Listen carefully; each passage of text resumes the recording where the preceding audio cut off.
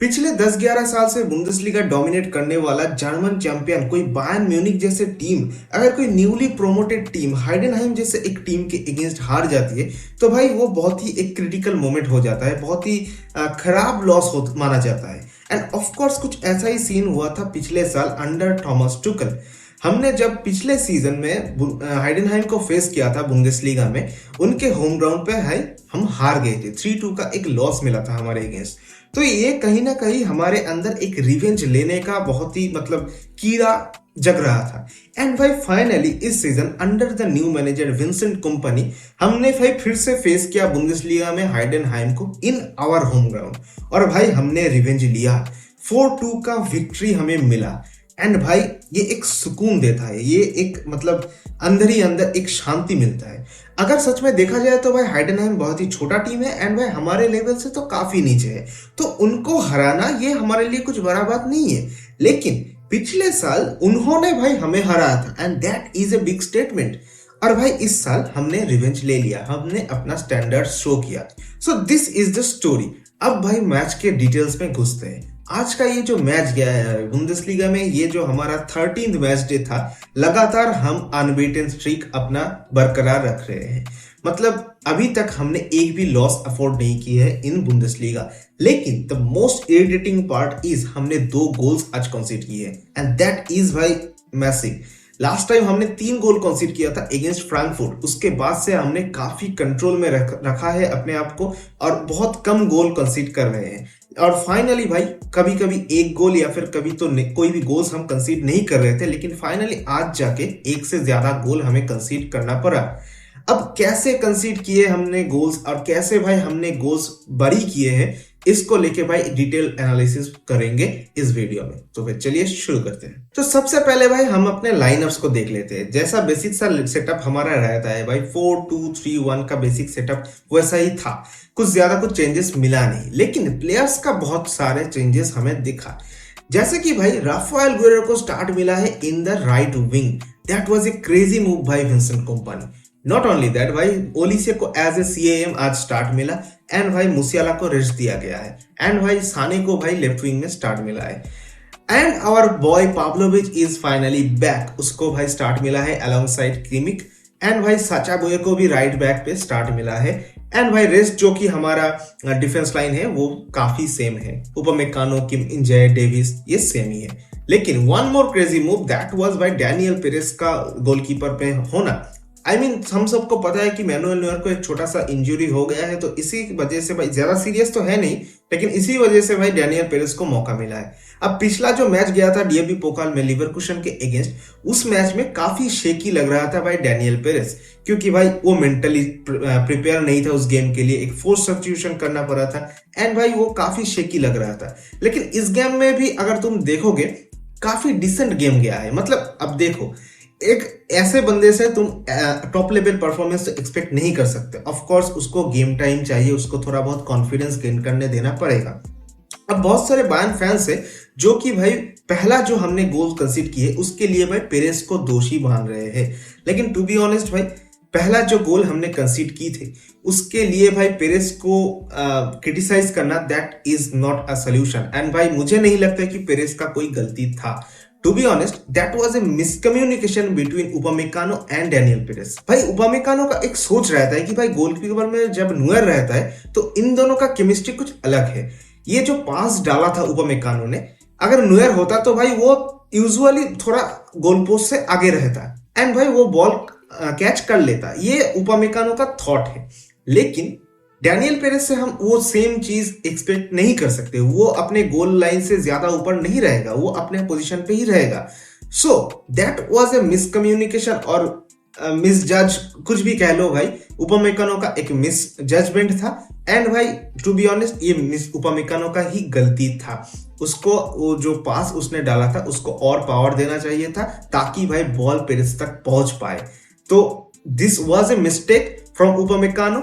लेकिन भाई उपामेकानो ने आज गोल भी मारा है भाई, क्या बेहतरीन गोल मारा है फ्रॉम द कॉर्नर एंड भाई एकदम क्लीन हेडर मारा था, जिसके वजह से भाई हमारा आज का मैच का खाता खुला था। अब अगर तुम राफेल गुएरेरो को देखोगे तो भाई राफेल गुएरेरो को राइट फ्लैंक पे स्टार्ट तो मिला था, लेकिन वो खेल रहा था as a number 10, I mean as a CAM वो खेल रहा था, एंड भाई ओली से शिफ्ट कर रहा था इन द राइट फ्लैंक।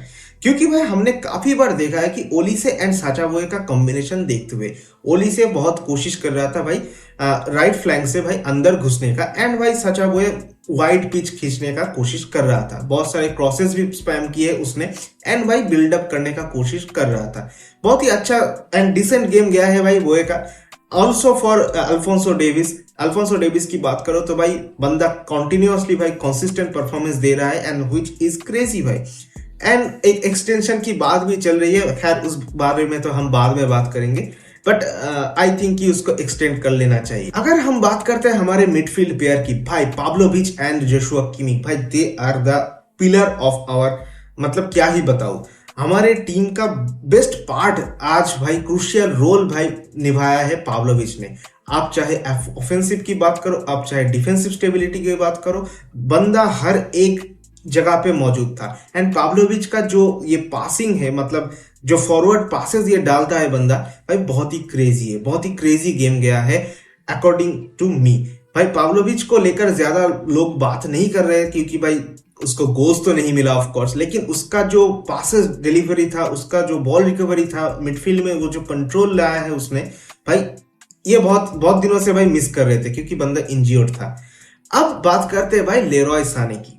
भाई ये एकमात्र बंदा है भाई, मतलब एक ना एक तो रहता ही पिच पे जिसको हम गाली दे सके। पिछले मैच में भी भाई हमने देखा था लेरॉय साने काफी वेस्टफुल था, आज के मैच भी भाई काफी वेस्टफुल था। एंड भाई ये सच में बताऊं तो भाई जब मैं वॉच अलोंग भी कर रहा था भाई मुझसे देखा नहीं जा रहा था, और तुम में से भी बहुत सारे लोग बोल रहे हो कि भाई देखा नहीं जा रहा है लेरॉय साने का ये परफॉर्मेंस। बंदा 17 मिलियन के करीब आसपास भाई अर्न करता है, एंड भाई उसका एक सिंपल सा बॉल कैरी नहीं हो पा रहा है, एक सिंपल पासेस डिलीवर नहीं हो पा रहा है, शॉट्स के नाम पे भाई ये सिर्फ छक्का मारना आता है इस बंदे को। भाई आई डोंट नो भाई इसके बाद भी मैक्सवेल इसका एक्सटेंशन के बारे में बात करेगा या फिर नहीं, आई डोंट नो, लेकिन भाई आई डोंट केयर भाई, इसका अब हो गया है, इसका खत्म करो सिलसिला, इसका चैप्टर बैन पे क्लोज होना चाहिए। अब अगर तुम बात करते हो मूलर की, भाई मूलर का मतलब एज हो चुका है, हम सबको पता है। विद ड्यू रिस्पेक्ट भाई मूलर को अब रिटायर कर लेना चाहिए, एंड वी ऑल नो कि भाई इस सीजन के एंड में रिटायर कर लेगा। लेकिन पिछला जो गेम गया था भाई अगेंस्ट लिवरकूसन, वो उधर भाई काफी वेस्टफुल लग रहा था मूलर को, लेकिन आज के इस मैच में भाई थोड़ा बहुत इफेक्ट तो डाला है।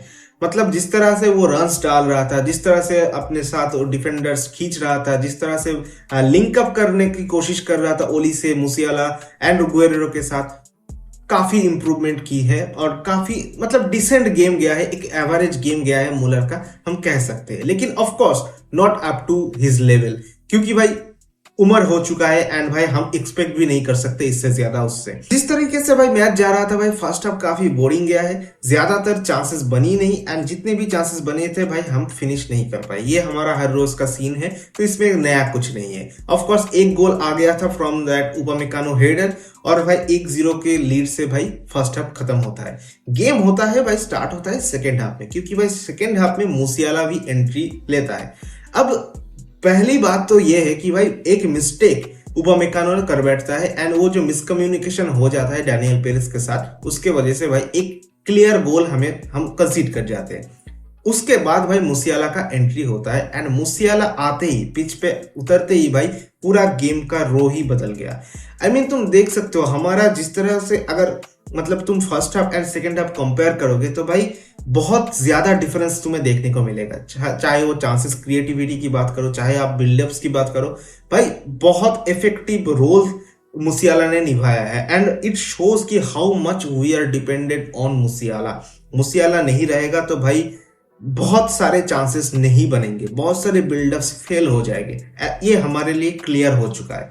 सो भाई मुसियाला वो पिच पे आते ही भाई बेहतरीन एक ओलिसे का एसिस्ट था, एंड भाई बेहतरीन फिनिश किया है बंदे ने।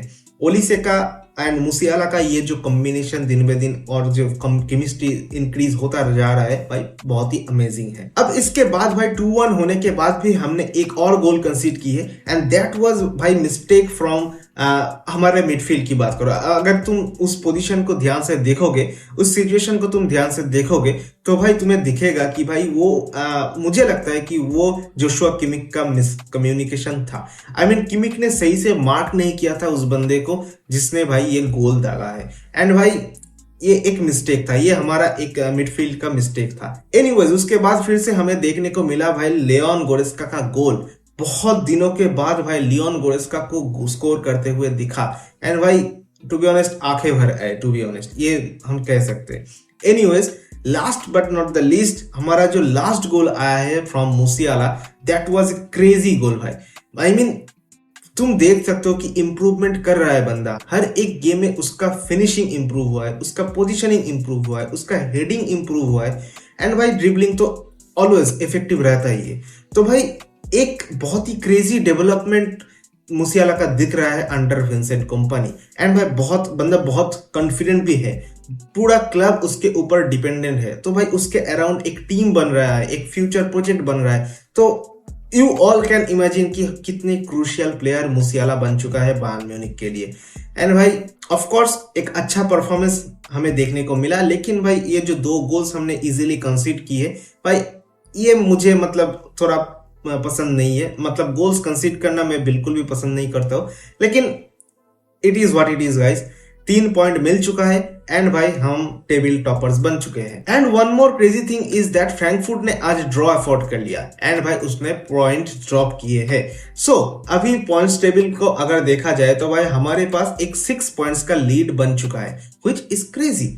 लेकिन इस लीड के ऊपर हम ज्यादा डिपेंडेंट नहीं रख सकते क्योंकि इस लीड को और भी इंक्रीज करना है। एंड आई रियली होप कि भाई आगे भी जो मैचेस आने वाला है, हमारा अगला मैच होने वाला है इन चैंपियंस लीग अगेंस्ट शख्तर डोनेस्ट, तो भाई आई रियली होप कि भाई इजी मैच जाएगा, ज्यादा परेशानियां होगी नहीं। So let's hope for the best भाई। यही था आज का बेसिक एनालिसिस। अब तुम लोगों को कैसा लगा ये game, please do let me know in the comment section. And अगर मैंने कुछ मिस कर दिया हो तो भाई वो भी कमेंट करके जरूर बताना। So that is all for today guys, मिलते हैं भाई अगले वाचन पे। Bye bye.